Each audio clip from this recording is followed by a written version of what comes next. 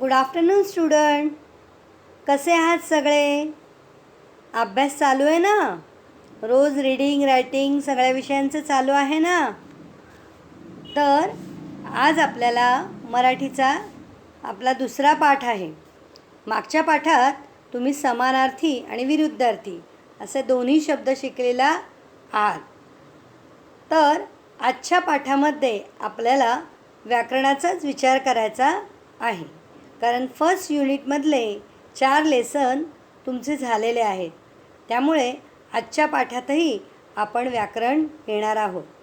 जसं तुम्ही इंग्लिशमध्ये अल्फाबेट ABCD सुरुवातीला शिकलात, तसंच मराठीतही तुम्हाला जे अल्फाबेट ज्याला म्हणतात इंग्लिशमध्ये, तसंच मराठीमध्ये त्याला मुळाक्षरं असं म्हटलं जातं.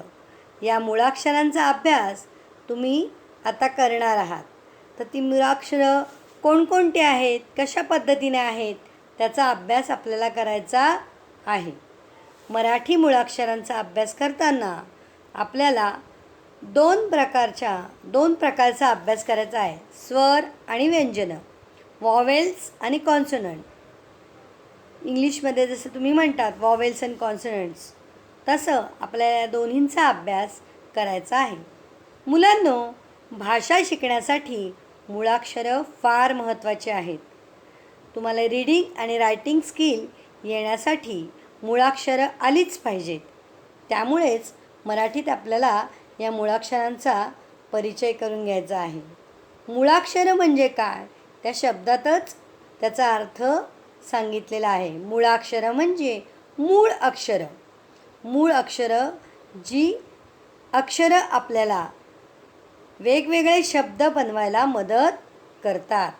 मराठीमध्ये एकूण 49 मुळाक्षरं आहेत. त्या 49 मुळाक्षरांमध्ये 13 स्वर आणि 36 व्यंजने असे 2 प्रकार आहेत. 13 स्वर म्हणजेच व्हॉवेल्स आणि व्यंजनं म्हणजे 36 प्रकारची व्यंजनं, कॉन्सोनंट्स आपल्याला अभ्यासाची आहेत. इंग्रजीमध्ये फक्त 5च व्हॉवेल्स आपल्याला बघायला मिळतात, परंतु मराठीत मात्र 13 स्वर आपल्याला 13 व्हॉवेल्स आपल्याला बघायला मिळतात. त्या 13मध्ये अजून 2 व्हॉवेल्स वाढलेले आहेत. ते कोणते ते तुम्हाला मी पुढे सांगणारच आहे. तर सुरुवातीला आपल्याला या 49 मुळाक्षरांचा अभ्यास करायचा आहे. ती कोणकोणती ते पाहण्यापूर्वी नक्की स्वर म्हणजे काय, व्यंजन म्हणजे काय याचा आपण विचार करणार आहोत. स्वर ज्या आवाजांचा उच्चार करताना करायला सोपे जाते त्याला स्वर असे म्हणतात. बघा, स्वरांमध्ये अ ते आहा यांचा उच्चार करताना आपल्याला सोपं जातं की नाही. पटकन म्हणतो आपण आ, ए, ऐ अशा पद्धतीने पटकन उच्चार केला जातो, त्यांना स्वर असे म्हणतात. परंतु ज्या आवाजांचा उच्चार करायला अवघड होते, उच्चार सहजपणे होत नाही, त्यांना कॉन्सोनंट्स म्हणजेच व्यंजनं म्हणतात. को, खो, गो. बघा, उदाहरणार्थ तुम्हाला सांगितलं मी, को, खो, गो याचा उच्चार करताना आपल्याला वेळ लागतो, तो सहजपणे होत नाही, म्हणून त्यांना व्यंजनं असं म्हणतात. म्हणजे स्वर आणि व्यंजनं म्हणजे काय हे तुम्हाला आता कळलं. आणि स्वर व व्यंजनांमुळेच शब्द तयार होतात आणि शब्दापासूनच वाक्य तयार होतात. म्हणजे स्वर व्यंजनांपासून वर्ड्स तयार होतात. मगच आपण तशी ती भाषा बोलू शकतो किंवा रायटिंगमध्येही लिहू शकतो, रायटिंग करू शकतो.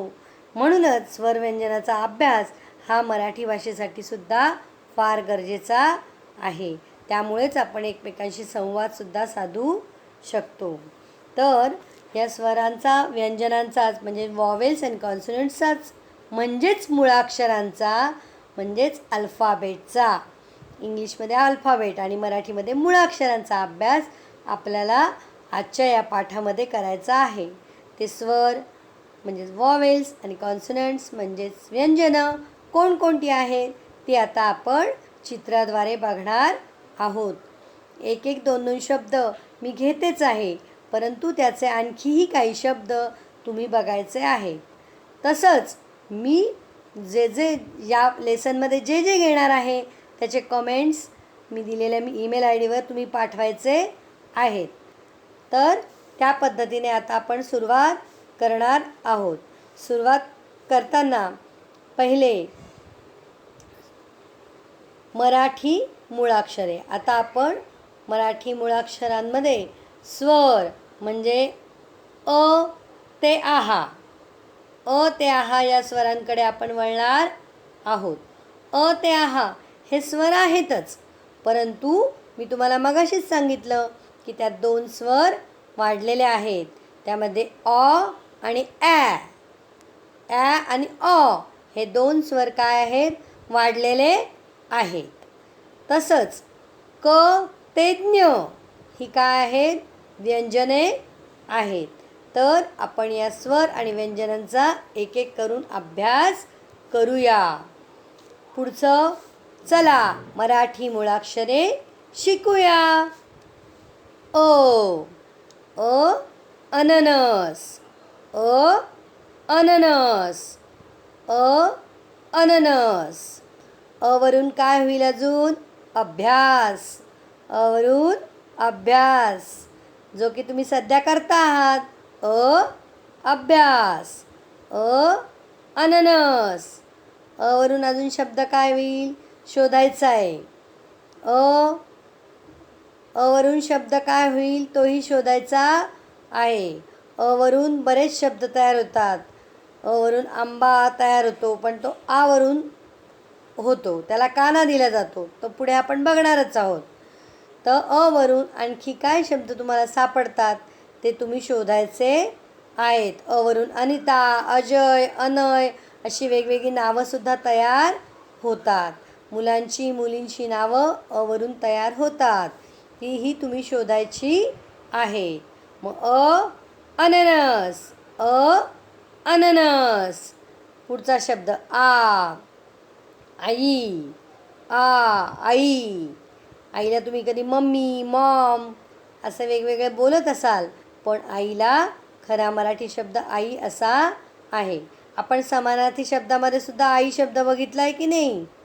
मग आई, आई. आपासून आणि. अजून शब्द काय होतो आपासून, आवाज, आकाश असे अनेक शब्द तयार होतात. आकाश, आवाज, आई, आई. अशा पद्धतीने हा शब्द या मुळाक्षरापासून अनेक शब्द तयार होतात. तुम्हालाही आणखी वेगवेगळे शब्द शोधायचे आहेत. इमारत, इमारत. इतर, इमारत. इयत्ता, स्टँडर्ड म्हणता की नाही तुम्ही आता 4th स्टँडर्डला आहे, म्हणजे काय, 4थी इयत्तेमध्ये आहात. इयत्ता, इतर, इमारत असे वेगवेगळे शब्द वरून तयार होतात. इडलिंबू, इडलिंबू. ईद, ईद. ईद हा सण आहे की नाही मुस्लिम लोकांचा. तसं ईद आपली कशी दिवाळी असते तसं त्यांचं ईद. ईद, इडलिंबू. वरून आणखीनही भरपूर शब्द तयार होतात. उखळ, उखळ. उशी, उशी. उशी, उखळ. ऊस, ऊस. ऊस. आता सध्या पाऊस पडतोय, पावसामध्ये सुद्धा जो येतो तो हाच आहे. पाऊस. मधला अक्षर ऊ येतो की नाही. तर ऊ वरून सुद्धा असे अनेक शब्द आहेत. ऊद, आपण जो उदबत्ती म्हणतो की नाही, उदबत्ती, त्यामध्ये सुद्धा ऊ शब्द येतो. ऊस, ऊस. ऋ, ऋषी, ऋषी, ऋषी. ऋषीमुनींनी रामायण, महाभारत यासारखे मोठे मोठे ग्रंथ आपले लिहिलेले आहेत. तर ऋषी जे तपश्चर्या करतात, वनामध्ये राहतात, त्यांना आपण काय म्हणतो? ऋषी. ऋषी. एडका, एडका, एडका, एडका, एडका. पुढचा शब्द ऐरण. ऐरण. ऐरण म्हणजे काय माहिती का मुलांनो? लोहार लोक जे असतात, जे लोखंडाचं काम करतात, लोखंडी वस्तू बनवतात, ते लोखंड तापवतात, त्यावेळेला त्या ऐरणीचा उपयोग करून ते लोखंडी वस्तूंवर घाव घालत असतात. त्याला ऐरण म्हणतात. ऐरणीप्रमाणेच ऐक हा शब्द म्हणजे आपलं कोणी ऐकावं, आपण बोललेलं कोणी तरी ऐकावं असं आपल्याला वाटत असतं, म्हणून आपण ऐक हा शब्द वापरतो. तसं ऐट हा शब्दसुद्धा आहे बरं का. रुबाब म्हणतो की नाही आपल्याला, आपण कधी कधी एकदम रुबाबात एखादी गोष्ट सांगत असतो, मी हे केलं, मी ते केलं, त्याला काय म्हणतात मराठीमध्ये ऐट. किंवा एखादा असा व्यवस्थित अगदी चाललेला असतो, तेव्हा आपण म्हणतो ऐटीत चालला आहे, त्यालासुद्धा आपण ऐट हा शब्द बोलत असतो. म्हणून ऐट, ऐक, ऐरण असे वेगवेगळे शब्द ऐ या शब्दावरून आहेत. ओझेवाला. ओझेवाला.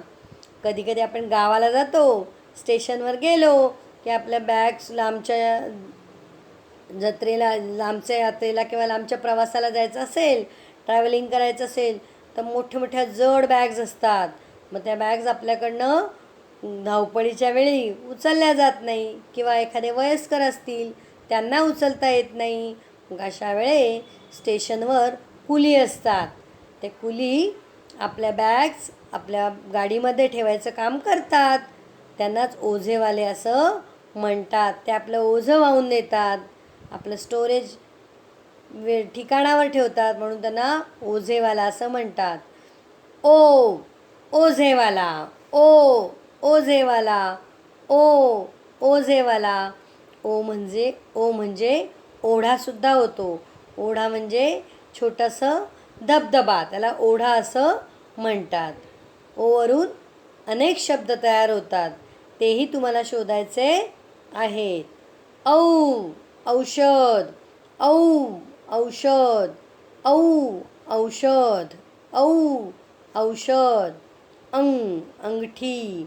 अंगठी. अंग. अंग. अंगठी. अंगठी. पुढे आहा. आता आपण एखादी गोष्ट मी स्वतः हे केलं आहे असं जेव्हा म्हणतो, तेव्हा स्वतः शब्दामध्ये आपण ला पुढे 2 टिंब देतो, म्हणजेच तो विसर्ग असतो आणि त्याचाच अर्थ स्वतः ला आहा जोडलेला असतो, म्हणून स्वतः असा शब्द वापरतो. आणि म्हणूनच आहा. आता मी जे नवीन स्वर तुम्हाला सांगितले आहेत, ज्या नवीन स्वरांची ओळख करून दिली होती, त्यामधला हा पहिला स्वर ॲपल. ॲपल. अँट.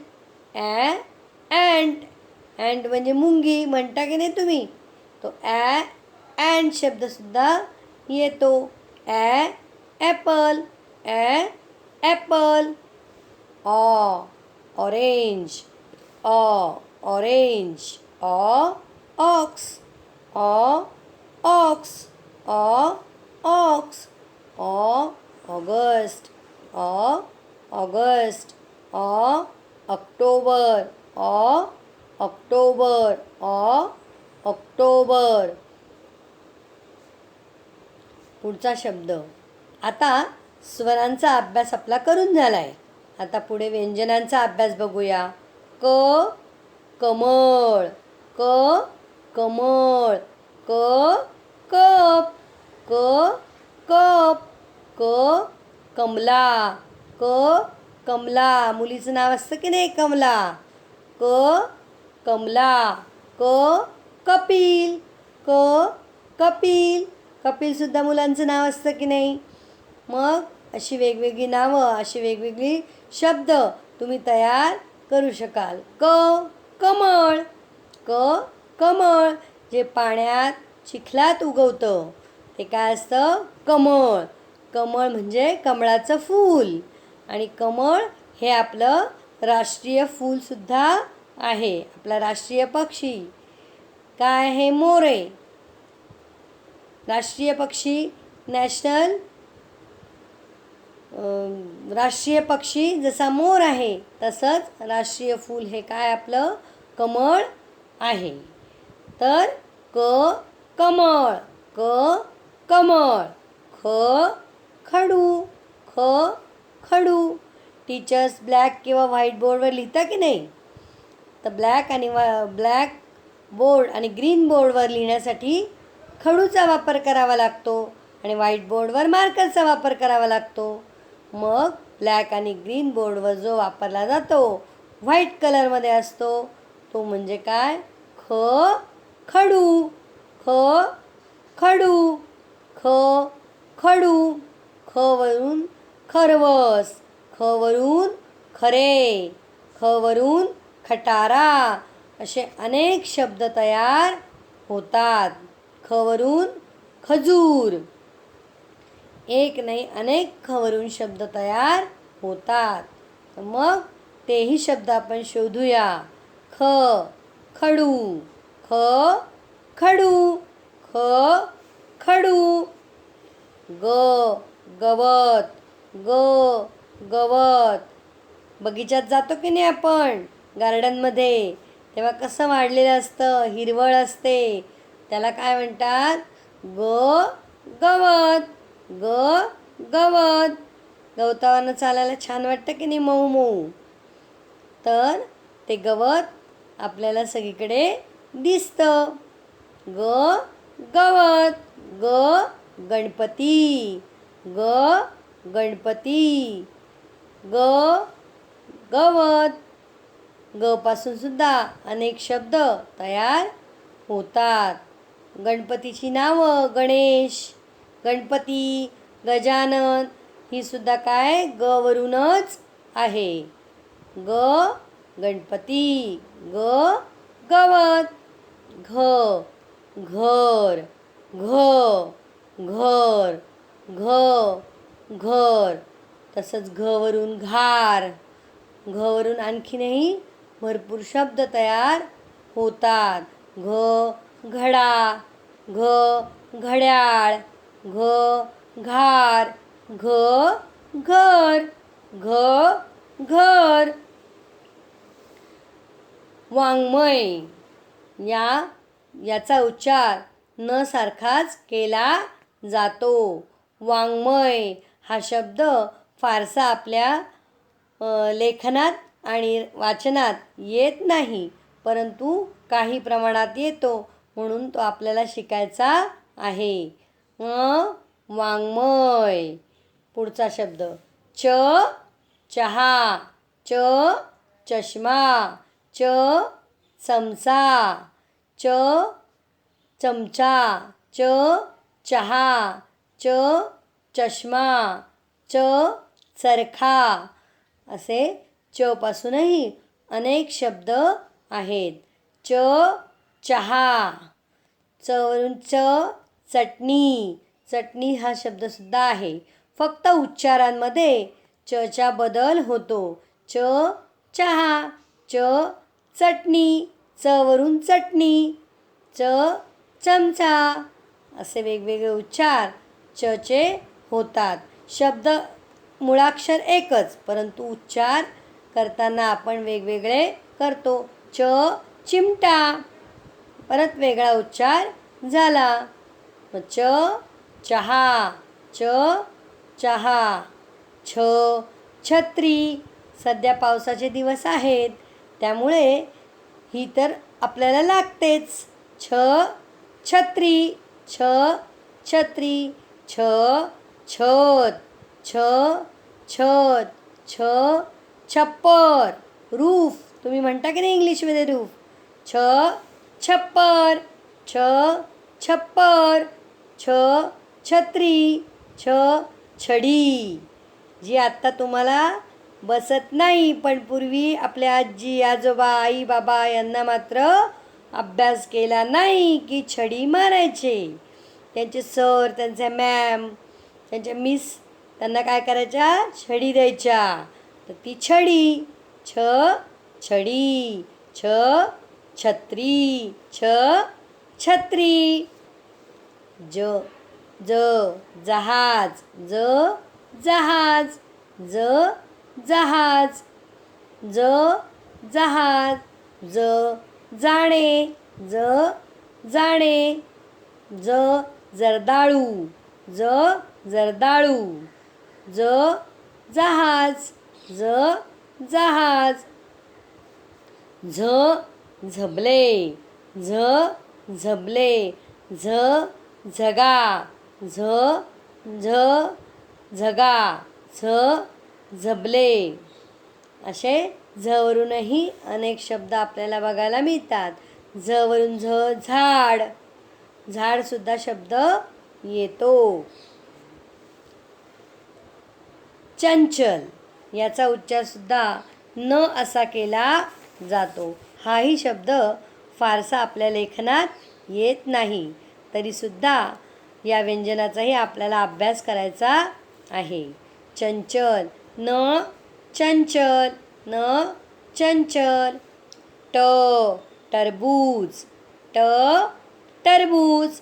ट टपाल, ट टपाल. टपाल म्हणजे जे पत्र यायचं की नाही आपल्याला, आता सध्या पत्र बंद आहेत, कारण पत्र कमी प्रमाणात लोक एकमेकांना लिहितात, कारण आपल्याकडे मेल आला, ईमेल आला, मेसेज आहे, व्हॉट्सअप आहे, त्यामुळे पत्र एकमेकांना किंवा फोन आहे, त्यामुळे पत्राचा संबंध फारसा येत नाही. पण पूर्वीच्या काळी ही सगळी साधनं उपलब्ध नव्हती, त्यामुळे टपाल म्हणजेच पत्र, टपालपेटी म्हणजेच पत्रपेटी याचा वापर केला जात होता. आणि एकमेकांना गावी जर संदेश पाठवायचा असेल, मेसेज द्यायचा असेल, तर काय पत्राचा, टपालाचा वापर केला जात होता. मग ट टपाल, ट टरबूज. आणि टचा एक शब्द तुम्हाला गेला आहे बघा लेसनमध्ये, टवाळखोर म्हणजे खोडकर. तर ट टपाल, ट टवाळखोर. ट टाळी. ट टरबूज. टरबूज खाल्लं की नाही उन्हाळ्यात भरपूर. मग टरबूज कोणाकोणाला आवडतं, सगळ्या फ्रूट्समध्ये पण हे एक महत्त्वाचं फ्रूट आहे. ट टरबूज, ट टरबूज.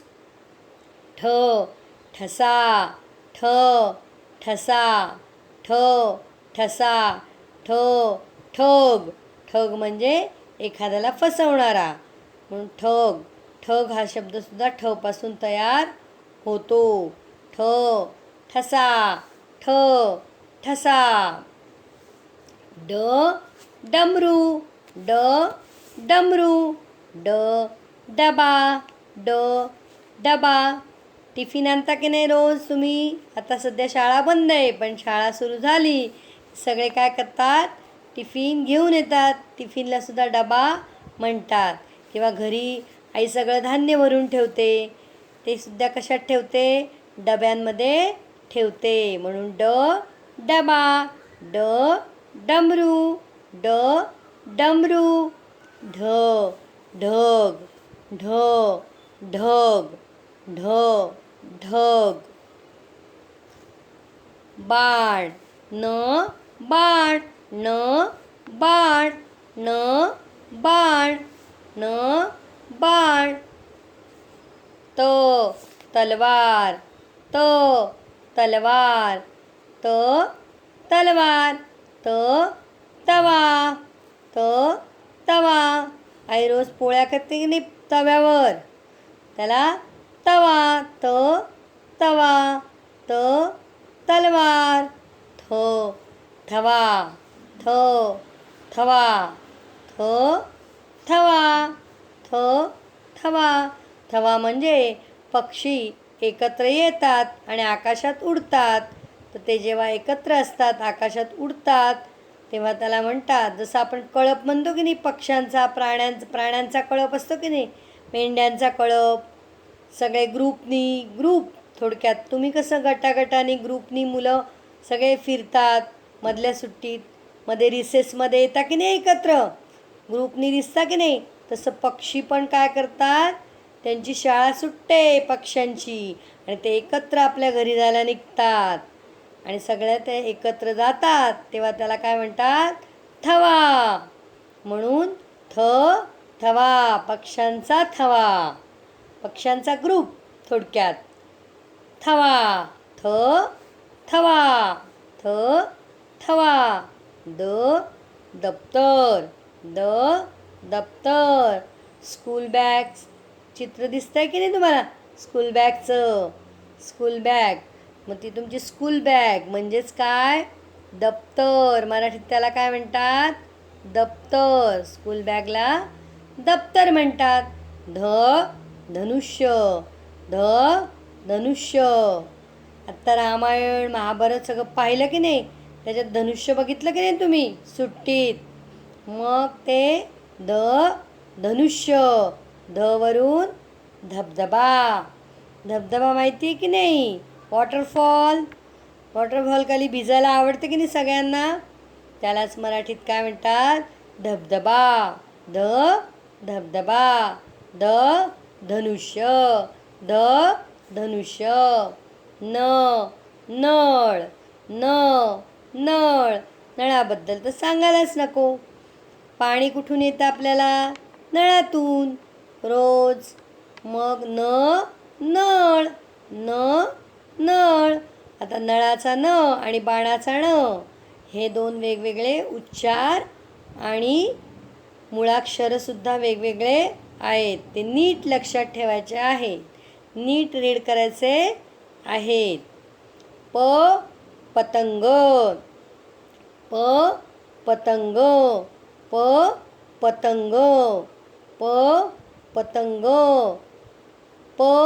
पाणी, पाणी, पतंग. वरून सुद्धा अनेक शब्द आपल्याला तयार करता येऊ शकतात. फणस, फणस.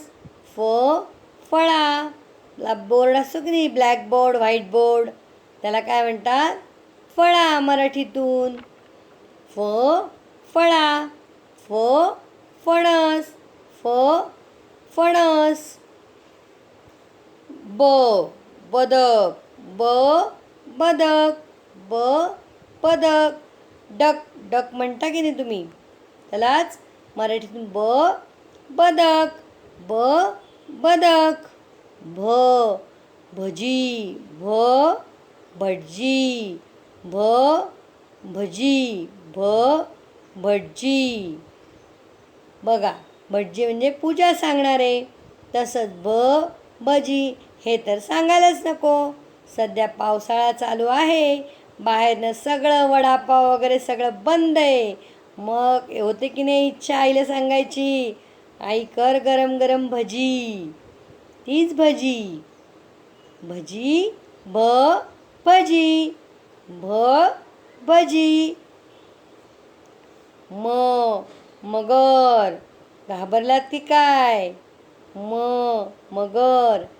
पाण्यामध्ये राहणारी असते, पाण्यामध्ये राहणारा हा प्राणी, जलचर.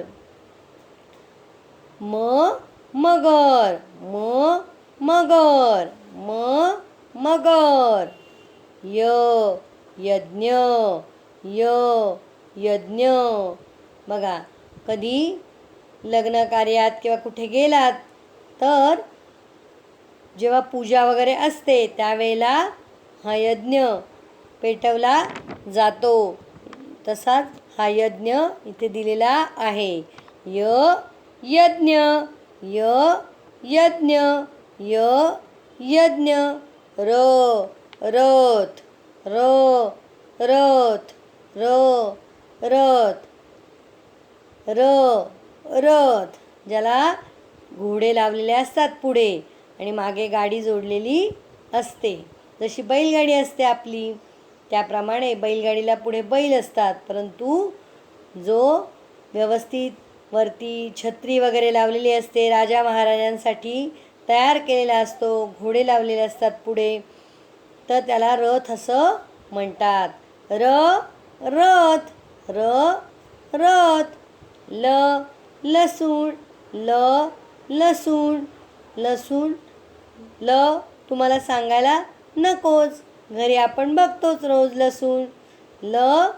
लसूण लसूण लहान लहान. बघा आपला छोटा भाऊ लहान बहीण कोणी असेल छोटी बहीण त्याला आपण लहान असं म्हणतो. छोटा या अर्थी लहान हा शब्द वापरला जातो. लसूण वजन वजन वर आपण म्हणतो की नाही अप डाऊन अपला काय म्हणतो वर वजन वजन वरून आणखी मुलींची वेगवेगळी नावं वनिता, नंतर वसई गावाची नावं वेगवेगळी आपल्याला सांगता येऊ शकतात. वजन षटकोन. बघा अँगल आठवतात की नाही तुम्हाला? ट्रायंगल आठवला का? ट्रायंगलला 3 कोण असतात, 3 अँगल असतात. तसं षटकोनाला 6 अँगल असतात, त्याला षटकोन म्हणतात. बघा 6 अँगल 6 साईड म्हणून षटकोन. 6 कोण 6 बाजू म्हणून षटकोन. षटकोन षटकोन षटकोन शहामृग शहामृग श वरून शाळा. स्कूलचं नाव येतं की नाही तुमच्या? स्कूलला शाळा म्हणता की नाही तुम्ही? शाळा शहामृग शहाणा. तुम्हाला म्हणतं की नाही हो आता आमचा हा खूप शहाणा झालेला आहे, असं शहाणा म्हणून पदवी मिळते बघा तुम्हाला. तुम्ही रोज अभ्यास केला तर, पण रोज स्टडी केला तर. मग शहाणा शहामृग शहामृग शहामृग. ससा ससा. सशाची गोष्ट मागच्या वेळेस ऐकली की नाही? सशाबद्दल कसा चालतो, जोरात धावतो, पळतो आणि भित्रासुद्धा असतो तो ससा. ससा ससा ससा. हत्ती हरिण हरिण हत्ती हत्ती. जंगलामध्ये आपल्याला हे सगळे प्राणी बघायला मिळतात. हरिण हत्ती ते ह वरून त्याची सुरुवात होते. हत्ती. बाळ बाळाचं बघा कसं रडताना दिसतंय का हसताना दिसतंय बाळ? बाळ बाळ. क्षत्रिय क्षत्रिय म्हणजे काय? तर तो लढणारा राजा महाराजे जे असतात त्यांना क्षत्रिय म्हणतात. आत्ताचा पण रामायण महाभारत कृष्णा वेगवेगळ्या भूमिका पाहिल्यात, वेगवेगळ्या सिरियल्स पाहतो आहोत टेलिव्हिजनवर टी व्हीवर, तर त्या टी व्हीवर आपल्याला दिसतात. त्यामध्ये राजे महाराजे जे धनुष्यबाण तलवार गदा सगळं घेऊन लढत असतात त्यांना आपण काय म्हणतो? क्षत्रिय. क्षत्रिय. तसंच क्षमा. एखादी गोष्ट आपल्याकडे चुकली, आपण पोलाइटली आईकडे त्याची माफी मागितली चुकीची, की आई आपल्याला काय करते? लगेच क्षमा करते. मग माफ करते की नाही आई? तर माफ करण्यालाच काय म्हणतात? क्षमा. आईने काय केली? क्षमा. म्हणून क्षमा. क्षत्रिय. क्षत्रिय. असे क्षवरून अनेक शब्द आणखीनही तयार होतात. तेही तुम्हाला काय करायचे आहे? रायटिंग अँड रीडिंग करायचे आहेत. शोधून ते आपल्या बुकमध्ये लिहायचे आहेत. तर अशा पद्धतीने वेगवेगळ्या स्वर आणि व्यंजनांचा आपण अभ्यास केला आहे. अजून एक स्वर राहिला, व्यंजन राहिलं आहे आपलं. ज्ञानेश्वर. ज्ञानेश्वर. ज्ञानी. नॉलेज. ज्याला ज्ञान असतं, ज्याला नॉलेज असतं, भरपूर अभ्यास केलेला असतो ज्याने, त्याला आपण काय म्हणतो? ज्ञानी.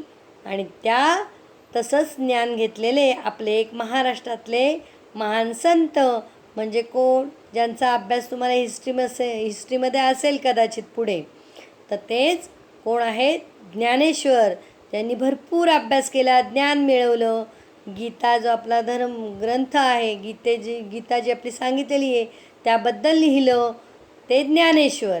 म्हणून त्यांनी ज्ञान मिळवलं म्हणून ज्ञानेश्वर. तर त्याबद्दल ज्ञानी किंवा ज्ञानेश्वर हा ज्ञपासून शब्द तयार होतो. ज्ञानी. ज्ञानी. ज्ञानेश्वर. ज्ञानेश्वर. ज्ञानेश्वर. अशा पद्धतीने आपण स्वर आणि व्यंजनांचा अभ्यास केलेला आहे. आपण पुन्हा एकदा ही स्वर व्यंजनं म्हणून बघणार आहोत. त्यामध्ये या स्वर आणि व्यंजनांचा अभ्यास करताना पुन्हा एकदा मी हे सगळे रिपीट करणार आहे. ओ, आ, ई, ई, ऊ, ऊ. अ, आ, ई, ऊ, ऊ. ए, ऐ. ऐ. आहा.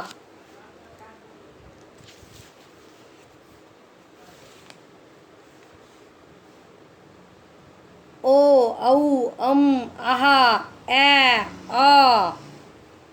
क, ख, ग, घ. च, छ, ज, झ. ट, ठ, ड, ढ. न, त, थ, द, ध, न. प, फ. ब, भ, म. य, र, ल. व, श, स, ह, ळ. क्ष, ज्ञ. अशा पद्धतीने हे आपण रिपीट केलेले आहेत. आणि याचा रीडिंग आणि रायटिंग तुम्ही घरी करायचं आहे.